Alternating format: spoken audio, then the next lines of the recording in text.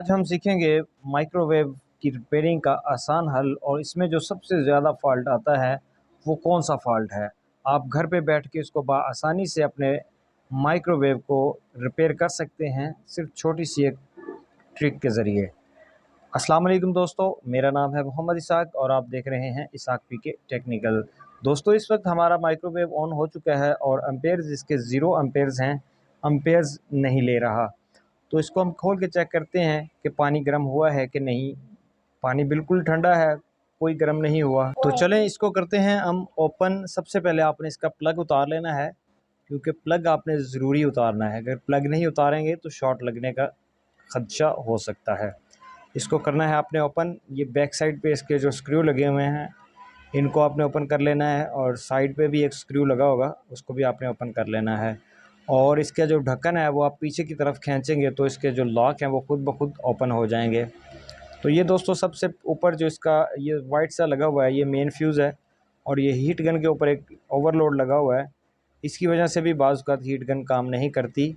और इसके साथ ये ब्लैक होल्डर में एक फ्यूज़ होता है जो स्टेप अप ट्रांसफार्मर के साथ लगा होता है, और इसके साथ एक कैपेसिटर भी लगा होता है। दोस्तों, बाज़ औक़ात कैपेसिटर के ख़राब होने की वजह से भी फ्यूज़ जो है वो ख़राब हो जाता है, जल जाता है, या वोल्टेज कम ज़्यादा होने की वजह से भी फ्यूज़ हमारा ओपन हो जाता है। तो इसको हमने खोल लिया है फ्यूज़ की सॉकेट को।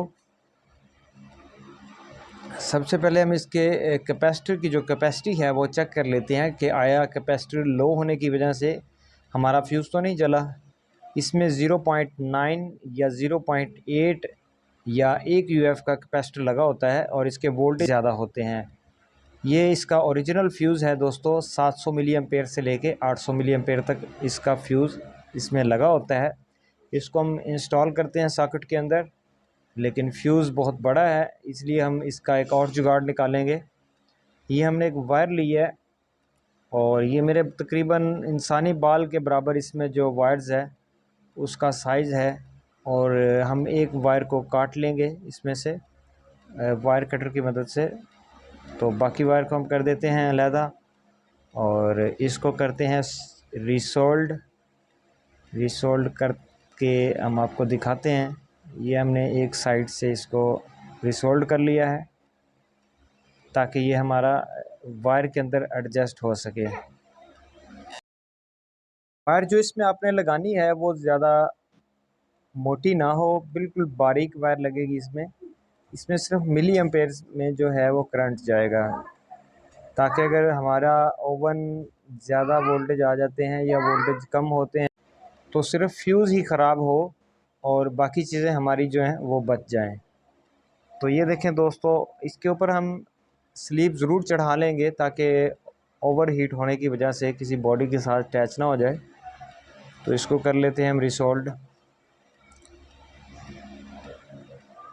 ये दोस्तों ओरिजिनल तरीके से हमने इसका काम किया है, बिल्कुल इसमें कोई भी डुप्लीकेट तरीका नहीं है, लेकिन है देसी जुगाड़।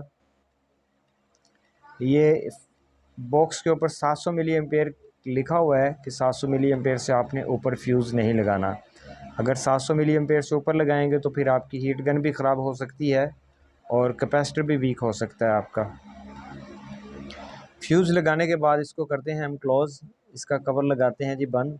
कवर को आगे से आपने बराबर पे रखना है और पीछे से प्रेस करेंगे तो इसका कवर जो है वो बिल्कुल बैठ जाएगा। तमाम इसके स्क्रू आपने मुकम्मल टाइट कर लेने हैं।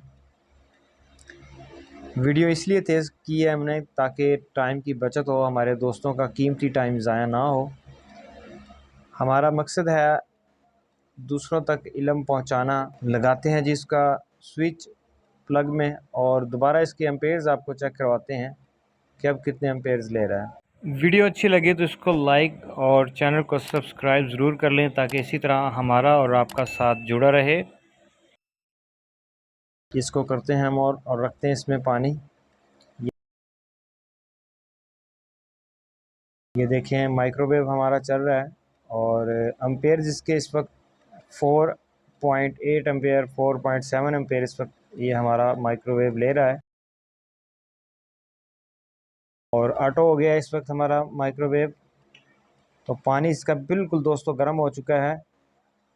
یہ دیکھیں جی فل اس وقت بھاپ نکل رہی ہے اس میں سے۔ تو ملتے ہیں کسی نیکسٹ ویڈیو میں دوستوں، اللہ حافظ۔